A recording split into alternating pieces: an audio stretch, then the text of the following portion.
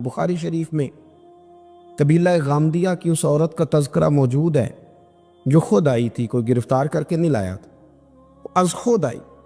احساس پیدا ہو گیا نا گناہ کا۔ یہاں بہت ساری غلطیاں کر کے بھی لوگ جب اپنی بات کرتے ہیں تو کہتے ہیں کبھی یاد تو نہیں کسی کے ساتھ زیادتی کی ہو، یاد تو نہیں کبھی کسی کا، بھئی آپ نے اتنے بڑے ولی ہونے کا دعویٰ کر دیے۔ انسان تو انسان رہتا ہے۔ بڑے بڑے لوگ کہہ گئے کہ یا اللہ اگر انجانے میں بھی بھول گئے ہیں تو ہم سے درگزر فرما، لیکن جب ہم تیار ہی نہیں ماننے کو۔ حضرت انس بن مالک کہتے ہیں وہ خاتون آئی، کوئی پکڑ کے نہیں لایا، کسی 14 دنوں کے ریمانڈ پہ نہیں اسے منوایا گیا، اسے وہ خود بخود آئی، اور کریم محبوب علیہ السلام کے سامنے جب وہ کھڑی ہوئی تو اتنے درد سے میں نے کم لوگ روتے دیکھے ہیں جس درد سے وہ روئی۔ عرض کرنے لگی حضور میں غلطی کر بیٹھی ہوں، مجھ سے زنا ہو گیا، مجھے پاک کر دے۔ تو محبوب کریم علیہ السلام نے فرمایا تو کیسے ثابت کرے گی تو نے گناہ کیا؟ یعنی مجرم کو ثابت کرنا پڑ رہا ہے کہ میں گناہ گار۔ یہ وہ کمال ہے کہ انسانوں کو احساس ہونے لگے کہ یہاں ہم غلط ہیں۔ جب اعتراف جرم ہوتا ہے، جب بیماری کی تشخیص ہوتی ہے تو پھر اس کا علاج بھی ہو جاتا ہے۔ حضرت انس بن مالک کہتے ہیں وہ عرض کرنے لگی حضور میرے پیٹ میں ناجائز بچہ ہے۔ حضور نے فرمایا جا جب بچہ پیدا ہو تو پھر آنا۔ وہ 8 ماہ کے بعد آئی تو اس کی گود میں پھول سا بچہ تھا۔ حضور نے فرمایا واپس جا، جب روٹی کھانے لگ جائے تو پھر آنا۔ وہ 2 سال 2.25 سال دودھ پلاتی رہی، پھر جب آئی تو بچے کے ہاتھ میں روٹی کا ٹکڑا تھا۔ کریم محبوب صلی اللہ تعالی علیہ وسلم سے آ کے جب اس نے بات کی تو وہ درد سے روئی، کہنے لگی یا رسول اللہ 3 سال ہونے کو ہیں، میں نے گناہ کیا ہے، میں ساری رات سو نہیں پاتی۔ حضور تڑپتی، اگر اس حال میں مر گئی تو اپنے رب کو کیا منہ دکھاؤں گا، مجھے پاک کر دے، میرے حال پہ رحم فرمائے۔ محبوب کریم صلی اللہ علیہ وسلم نے بچہ ایک صحابی کو دیا، فرمایا بچوں کی طرح پالنا، اور کہا اسے لے جاؤ، پتھر مار مار کے اسے سنسار کر دو۔ صحابہ کہتے ہیں اسے پتھر لگ رہے تھے اور حضور بے چینی کے ساتھ ٹہل رہے۔ آ کے خبر دی حضور وہ تو وصال کر گئے، انتقال ہو گیا۔ فرمایا یہاں تک تو بات اس کی تھی۔ حضرت انس بن مالک کہتے ہیں اب محبوب کریم نے صحابیات سے فرمایا اسے غسل دو، کفن پہناؤ، جنازہ تیار ہو جائے تو مجھے خبر کرنا۔ حضرت انس بن مالک کہتے ہیں غسل ہوا، کفن ہوا، جنازہ تیار ہوا تو حیران ہم تب ہوئے جب میرے محبوب نے فرمایا صفے بناؤ، میں خود جنازہ پڑھاؤں گا، میں خود جنازہ پڑھاؤں۔ اور سرکار نے جنازہ پڑھایا تو ایک شخص کی زبان سے نکلا حضور اس ملعون کا معاذ اللہ جنازہ جس نے ناجائز بچہ جنا، اس کے لیے آپ دعا کر رہے ہیں، جنازہ پڑھا۔ حضور فرمانے لگے خاموش ہو جاؤ، تم نے گناہ دیکھا ہے، اس کا احساس نہیں دیکھا، تم نے غلطی دیکھی ہے لیکن اس کی توبہ کا انداز نہیں دیکھا۔ اور صاحب کنز العمال نے یہ لفظ نقل کیے ہیں کہ کریم محبوب فرمانے لگے اس نے تو ایسی شاندار توبہ کی ہے کہ اگر میں اپنی ساری امت میں بانٹ دوں تو اللہ سب کی مغفرت فرما دے گا۔ احساس جب پیدا ہو جاتا ہے نا اپنے دل کے اندر کہ یہاں میں غلط ہوں، ان العبد اذا اعترف ثم تاب تاب اللہ علیہ او کما قال نبی صلی اللہ علیہ وسلم، رواہ مشکات۔ حضور نے فرمایا جب کوئی بندہ کہتا ہے نا اللہ میں بھول گیا تھا، اور پھر وہ توبہ کرتا ہے تو رب اس کی توبہ کو فوراً ہی قبول فرما لیتا ہے۔ حضرت عبداللہ بن حذافہ جہاد کر رہے تھے، روم کے عیسائیوں نے گرفتار کر لیا، 1000 آدمی نے مل کے پکڑا، گرفتار نہیں ہوتے تھے صحابی، 1000 آدمی نے گھیرا ڈالا، گرفتار کر کے لے گئے۔ اور جب بادشاہ کے سامنے گئے تو وزیر کہنے لگا بادشاہ بندہ بڑے کام کا ہے، اگر ہمارے قابو آ گیا تو فائدہ دے گا، صحابی ہیں حضرت عبداللہ بن حذافہ، حضرت فاروق اعظم کا زمانہ ہے، اگر قابو آ گیا تو فائدہ دے گا۔ بادشاہ کہنے لگا کیوں، کیا خوبی ہے؟ کہنے لگے ہم 1000 آدمی تھے، یہ اکیلا قابو نہیں آ رہا، تو 1000 آدمی تھے، اگر ہماری فوج میں شامل ہو گیا تو بہت بڑا جرنیل ملے گا۔ بادشاہ کہنے لگا کوئی مسئلہ نہیں، 2-3 چیزیں ہوتی ہیں بندے کو خریدنے کے لیے، خرید لیتے۔ بادشاہ کہنے لگا عبداللہ جتنی دولت تجھے چاہیے میں تجھے دے دیتا ہوں، میرے لشکر میں آ جا، معاذ اللہ اسلام چھوڑ دے۔ حضرت عبداللہ بن حذافہ کیا فرماتے ہیں بڑا تو بیوقوف ہے، میں نے دولت کمانی ہوتی تو مدینے میں بیٹھ کے تجارت کرتا، میں دولت کمانے نہیں نکلا، میں تو رسول اللہ کی رضا کمانے کے لیے نکلا ہوا ہوں۔ دولت کمانی ہوتی تو کسی مارکیٹ میں ہوتا، میدان میں آنا تھا۔ شہادت ہے مطلوب مقصود مومن، نہ مال غنیمت نہ کشور کشائی۔ یہ دولت تو لونڈی ہے رسول اللہ کے دروازے کی، جو تو پیچھے پیچھے پھرتی ہے نبی پاک کے غلاموں۔ یہ کمانی ہوتی تو میں کسی مارکیٹ میں ہوتا، میدان میں تھوڑا ہوتا۔ عبداللہ بن حذافہ سے دوسری چال چلی۔ کہنے لگے میاں عہدہ جو تجھے چاہیے، میں بادشاہ ہوں، میرے نیچے جو عہدہ تو کہے گا وہ تجھے مل جائے گا۔ حضرت عبداللہ بن حذافہ کہنے لگے شاید تجھے پتہ نہیں میری تعریف کیا ہے، شاید تو جانتا نہیں میری تعریف کیا ہے۔ کہا صاحب کی کیا تعریف ہے؟ کہنے لگے میں رسول اللہ کا صحابی ہوں، اور کائنات میں سب سے بڑا عہدہ مصطفیٰ کے صحابی ہونے کا عہدہ ہے۔ صحابہ وہ صحابہ تھے جن کی ہر صبح عید ہوتی تھی، خدا کا قرب حاصل تھا، نبی کی دید ہوتی تھی۔ فرمایا میں نے حضور کے جلوے دیکھے ہوئے ہیں، مجھے عہدے کی ضرورت ہی نہیں، اور میں نے عہدہ لینا ہوتا تو میں سیاست کرتا، میں تو شہادت لینے نکلا ہوں میدان میں، عہدے کا میں نے کیا کرنا ہے؟ اب بادشاہ کہنے لگا اسے قتل کر دو۔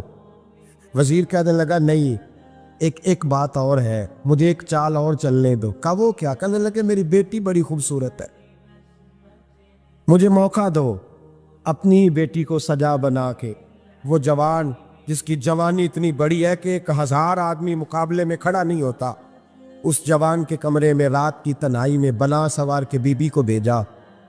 وہ بی بی کہتی ہے میں ساری رات بن سور کے اس صحابی کے کمرے میں بیٹھی رہی، لیکن یہ کیا شخص تھا، ساری رات ہی مصلے پہ بیٹھا رہا، ساری رات ہی۔ کچھ دیر تھک جاتا تو یہ کریم رسول پہ درود پڑھنا شروع کر دیتا۔ بی بی کہتی ہے سحری ہو گئی تو میں نے چھو کے دیکھا کہ انسان ہے کہ جن ہے، یہ بندہ ہے کہ فرشتہ ہے، چھو کے دیکھا۔ کہنے لگے پیچھے ہٹ جا۔ میں نے کہا میں نے تو سنا تھا تو 1000 کے مقابلے میں ہے، اور تو اتنا بے حس ہے کہ بنی صبری دلہن بیٹھی ہے، تو نے نظر نہیں کی؟ عبداللہ بن حذافہ، بی بی کہتی ہے نظر پھر نہیں اٹھائی، نظر پھر جھکی ہوئی ہے۔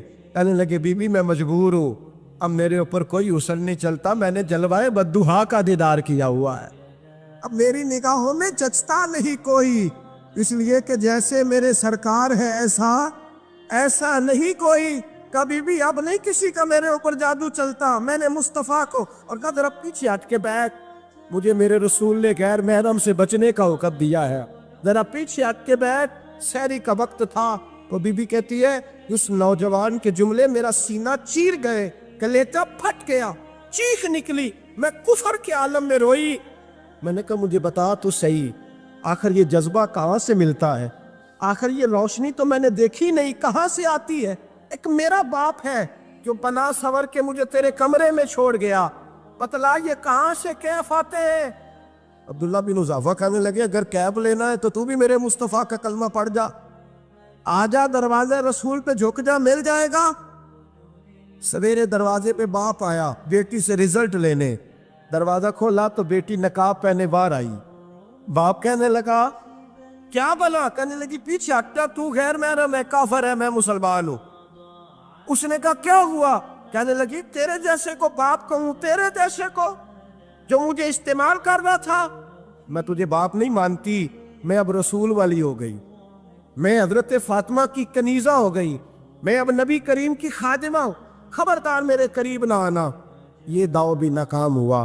اب حضرت عبداللہ بن حذافہ کے سامنے موت کھڑی کی، ایک کڑا میں تیل گرم کیا، کہنے لگے تجھے اس میں جلایا جائے گا۔ حضرت عبداللہ بن حذافہ رضی اللہ تعالیٰ عنہ جب جلنے کے قریب ہوئے تو رونے لگے۔ روم کا بادشاہ کہنے لگا شاید ڈر گیا ہے، کہنے لگے اب سمجھ آئی ہے، اب تجھے پتہ چلا ہے، چلا جا۔ حضرت عبداللہ بن حذافہ کہنے لگے تو کافر ہے، تیری کافروں والی سوچ ہے، اس لیے نہیں رویا کہ موت سے ڈر گیا ہوں، میں تو اس لیے رویا ہوں کہ ایک جان ہے وہ نبی پاک پہ قربان ہو رہی ہے، کاش رب مجھے 1000 جان دیتا، میں ساری مصطفیٰ پہ قربان کر دیتا۔ ایک سنار نے گلی میں یتیم چھوٹے سے بچے کو گھومتے دیکھا تو سنار بے اولاد تھا، بچے کو اٹھا کے گھر لے آیا، 18 سال اس بچے کی پرورش کی، اس کو پالا پوسا، جوان کیا۔ سنار کے پاس وہ دکان پہ چلا جاتا، وہ کئی دفعہ دکان پہ رہتا، کئی دفعہ گھر میں رہتا۔ ایک دفعہ وہ دکان پہ تھا، بچہ گھر تھا، 18 سال کا جوان، اس کی بیوی اکیلی تھی۔ وہ جس نے ماں بن کے پالا تھا اس نے اسی پہ حملہ کر دیا، اس کا بازو بری نیت سے تھاما۔ بیوی چیخی، تھوڑی دیر گزری تو وہ نوجوان پیروں میں بیٹھ گیا، کہنے لگا اماں پتہ نہیں مجھے کیا ہوا۔ شام کو سنار آیا، بیوی چیخنے لگی، چلانے لگی، کہنے لگی آج عجیب بات ہوئی، جس کو میں نے جگر کا خون دے دے کے پالا اسی نے گندی نظر ڈالی۔ سنار محب حیرت ہے، بیوی کا خیال تھا کہ لات اٹھائے گا، ڈنڈا اٹھائے گا،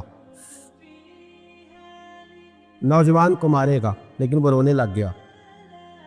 اس نے کہا آج اس نے میرا بازو تھاما ہے، جانے کیا کیا ہے۔ پریشان ہونے لگ گیا، سجدے میں گر گیا، کہا تو بتاتا کیوں نہیں؟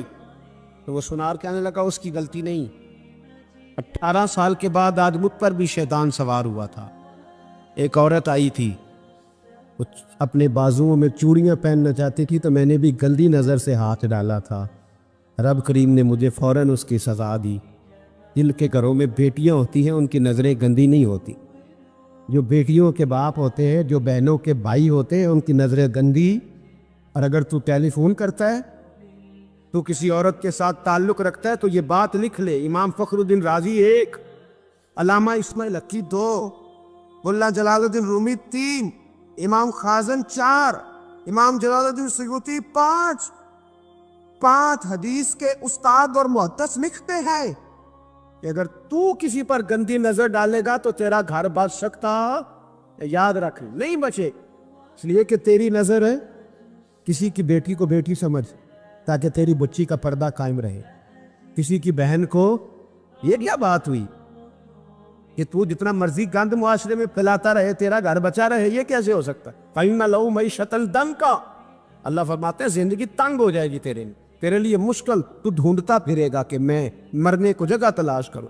سچی توبہ کرے، کھری توبہ۔ یہ گناہ انسان کو مجبور کر دیتے۔ حضرت عبداللہ بن مبارک رحمۃ اللہ تعالیٰ علیہ، ان کے سینکڑوں شاگرد تھے، ایک شاگرد کے انتقال کا وقت آیا تو گھر گئے ملنے۔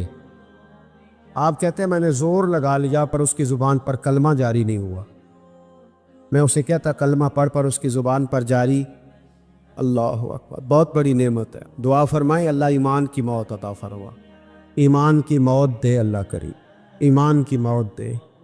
ایسے بھی لوگ دیکھیں ہیں، مسجد نبوی ہے، رسول اللہ کا شہر ہے، سر سجدے میں ہے، روح پرواز کر گئی، روح پر کتنا نصیبوں والا ہے، کتنا نصیبوں والا کہ مسجد نبوی میں سر سجدے میں رکھا ہے، اور اللہ تبارک و تعالیٰ نے محبوب کے قدموں میں موت عطا فرمائی۔ حضرت عبداللہ بن مبارک کہتے ہیں میں نے اس کو کہا کلمہ پڑھ تو اس کی زبان پہ جاری نہیں ہوتا۔ میں بار بار کہتا تو وہ منت کرتا، کہتا حضور میں کوشش کرتا ہوں جاری نہیں ہوتا۔ فرماتے میں پریشان ہو کے اٹھا، ابھی میں دروازے پہ پہنچا تھا، اس نے چیخ ماری اور روح پرواز کر گئی۔ بچے رونے لگے، بیوی رونے لگی، تو میں نے اس کی بیوی سے کہا کہ یہ جرم کیا کرتا تھا، اتنا بڑا پاپی پہ کلمہ جاری نہیں ہوا۔ اس کی زوجہ کہنے لگی حضرت جی 2 گناہ تھے اس کے، ایک تو یہ شراب کا عادی تھا، روکتی تھی باز نہیں آتا تھا، اور دوسری بات یہ کہ یہ اپنی اماں کا نافرمان تھا، وہ 2 گلیاں چھوڑ کے رہتی ہے، یہ کبھی ملنے نہیں گیا تھا، اس بوڑھی کا کلیجہ اس کی طرف سے بڑی تکلیف میں تھا۔ حضرت عبداللہ بن مبارک کہنے لگے جا تو بھی دعا کر، اس کی ماں کو بھی کہہ دعا کرے کہ یہاں تو یہ کلمہ نہیں اسے نصیب ہوا، اللہ کرے اللہ آخرت کی منزلیں اس کی بہتر فرما دے۔ حضور صلی اللہ علیہ وسلم کے پاس ایک مہمان آ گئے رات کے وقت میں، جب وہ آئے تو حضور نے پوچھا کھانا کھانا ہے؟ تم نے کہا کھانا ہے۔ جھوٹ اور بھوک کو جمع کرنا منع ہے، کہا جی کھانا ہے۔ تو حضور صلی اللہ علیہ وسلم نے فرمایا ازواج مطہرات کے گھروں میں پتہ کرو کچھ ہے۔ حضرت ام سلمہ کے گھر میں پتہ کیا تو کہا یا رسول اللہ 4 دن سے روٹی نہیں پکی۔ حضرت زینب سے پوچھا تو کہا حضور کئی دن سے چولہا ہی نہیں جلایا۔ حضرت عائشہ صدیقہ، حضرت میمونہ، حضرت سودا، تمام گھروں سے بظاہر یہ 2 جہاں کے شاہ ہیں پر پاس کچھ رکھتے نہیں، 2 جہاں کی نعمتیں ہیں ان کے خالی ہاتھ میں، ہر چیز ہے پر فقر اختیاری ہے، کوئی شے نہ ملی۔ نبی پاک صلی اللہ علیہ وسلم نے مسجد میں اعلان کیا، فرمایا کون ہے جو میرے مہمان کو روٹی کھلائے؟ ان لفظوں کا حسن کوئی حسن والا ہی سمجھ سکتا ہے۔ فرمایا کون ہے جو میرے مہمان کو کھانا کھلائے؟ تو ایک صحابی لے گئے اور اٹھے وہ صحابی جو صحابہ میں غریب تھے، ایک انصاری جو غریب آدمی تھے،